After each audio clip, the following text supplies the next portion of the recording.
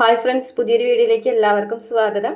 അങ്ങനെ വൈജയന്തി പറയുന്നുണ്ട് കമലയോട്, ഇനി ഏത് രീതിയിൽ പ്രശ്നം പരിഹരിച്ചാലും കുഴപ്പമില്ല, പക്ഷേ ഈ പ്രശ്നത്തിന് പരിഹാരം കണ്ട് അലീനൻ അവിടെ നിന്ന് പറഞ്ഞയക്കാതെ ഞാൻ ഇനി എന്തായാലും കടപ്പാട്ടൂരേക്ക് പോകൂലെന്ന് തന്നെ പറയാനുണ്ട്. ഇത് കേട്ടോടൊരു കമലാകെ ഞെട്ടാണ് കേട്ടോ. കാരണം വൈജയന്തി പിന്നീട് അവിടെ തന്നെ ആയി പോകുമല്ലോ എന്നുള്ളൊരു ടെൻഷൻ വന്നു കമലയ്ക്ക്. പിന്നെ കാണിക്കുന്നത് ആൻസി രേവതിക്കുട്ടിയുടെ ഫോണിലേക്ക് വിളിക്കുകയാണ്. മധുരയിൽ നിന്ന് വന്നപ്പോൾ ഷെറിൻ്റെ കയ്യിൽ കുഞ്ഞില്ലായിരുന്നു എന്നാണല്ലോ ഞാൻ അന്ന് പറഞ്ഞത്. പക്ഷേ ഷെറിൻ്റെ കയ്യിൽ അന്ന് കുഞ്ഞുണ്ടായിരുന്നു എന്ന് തന്നെ രേവതിക്കുട്ടിയോട് ആൻസി വിളിച്ച് പറയുന്നുണ്ട്.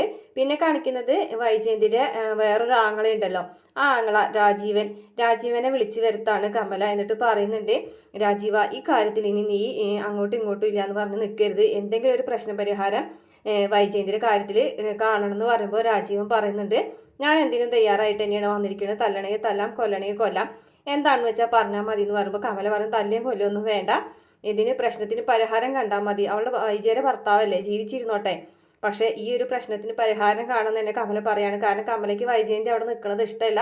അപ്പോൾ അവരെല്ലാവരും കൂടി ആലോചിക്കുകയാണ് കേട്ടോ ഇതിന് ഇനി എന്ത് പരിഹാരം കാണണം. ഇത്രയാണ് പ്രമോയിൽ കാണിച്ചിട്ടുള്ള വീഡിയോ. ഇഷ്ടപ്പെട്ട ചാനൽ സബ്സ്ക്രൈബ് ചെയ്യണേ.